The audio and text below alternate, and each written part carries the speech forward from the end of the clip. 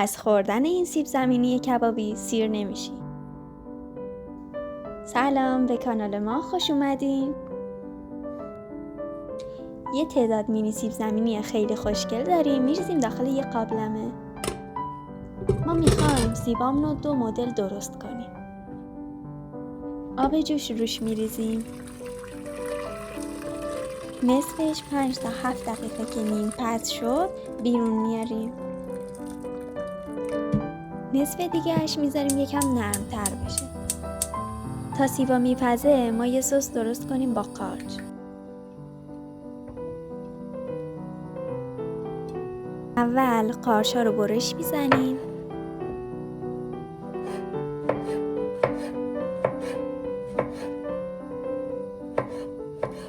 دوستان، از کدوم شهر کشور ما رو دنبال میکنید؟ خوشحال میشیم برامون بنویسید.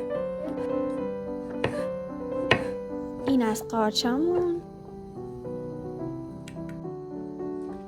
برای بافت بهتر و مزه بهتر و یه رنگ خوب از اسفناج استفاده میکنیم. حدود 2 لیوان اسفناج داریم که شستم، ساقه هاشو گرفتم. حالا برش میزنیم.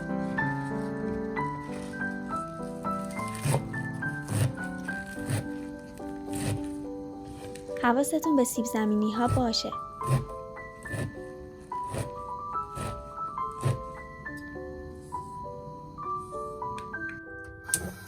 یه تاوه یکم روغن زیتون داخلش میریزیم، بلافاصله قارچ‌ها رو میریزیم داخلش.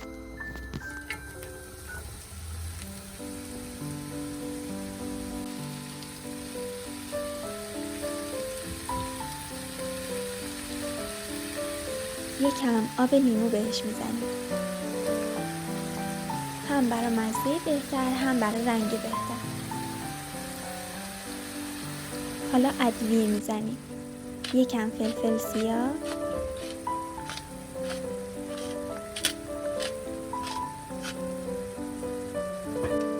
نمک، پودر سیر،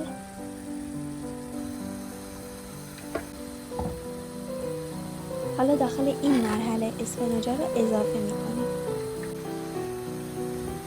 یکم مخلوط میکنیم.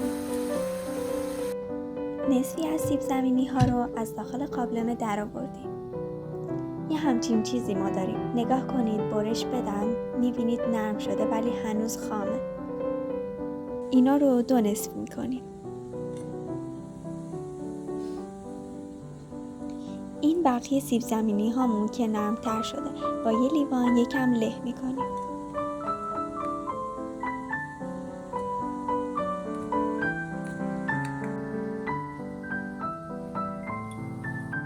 سیب زمینی های نصف شده کنارش میذاریم. ظرف من یکم کوچیکه، باید 2 بار سیبامو بپزم. حالا نصف سیب زمینی له شده، نصف سیب زمینی که نصف کردیم. خب حالا مزه دارشون میکنیم. روغن زیتون رو سخاوتمندانه میریزیم.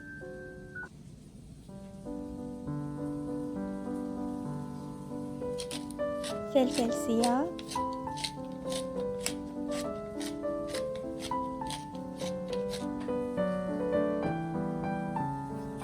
نمک،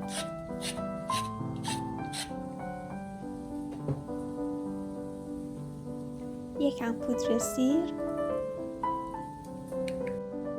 و یکم پودر آویشن.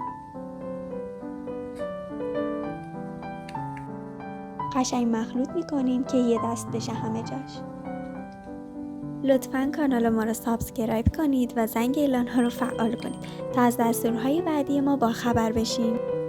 سیب زمینی هایی که نصف کردیم از اونجا که برش دادیم میچسبونیم به قالب. چون قالبمون فلزیه باعث میشه خوش رنگ تر بشه.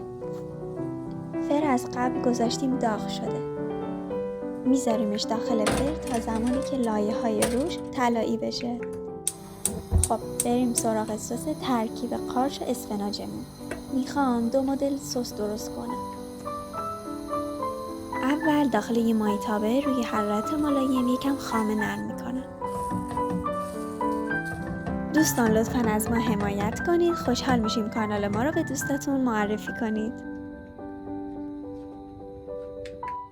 نصفی از موادمون داخلش میریزیم.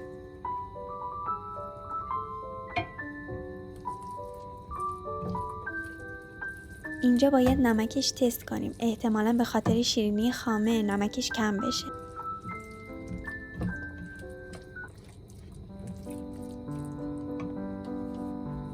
یکم نمک میزنم.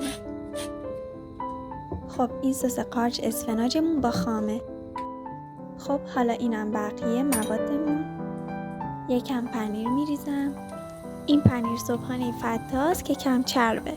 حرارت کم کردم که قشنگ ذوبش کنم. یکم حالت خامه‌ای بهمون میده. اینم از این سس. این سیب زمینی ها رو ببینید چقدر بامزه‌ان. عجب بویی دارن. مرحله اول ریختن سس داخل بشقابه. سس با خامه. بعدی سس قارچ و پنیر و اسفناج. عطرش عالیه. از هر دو مدل سیبا رو میذارم. به به، واقعا عالی شدن. یه پیش غذا که چندین روز میتونید داشته باشین.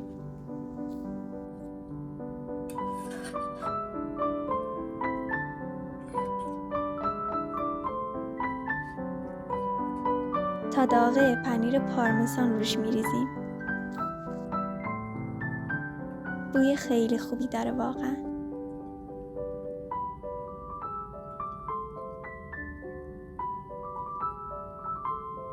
بوی پنیر پارمزان همراه سیر عالیه.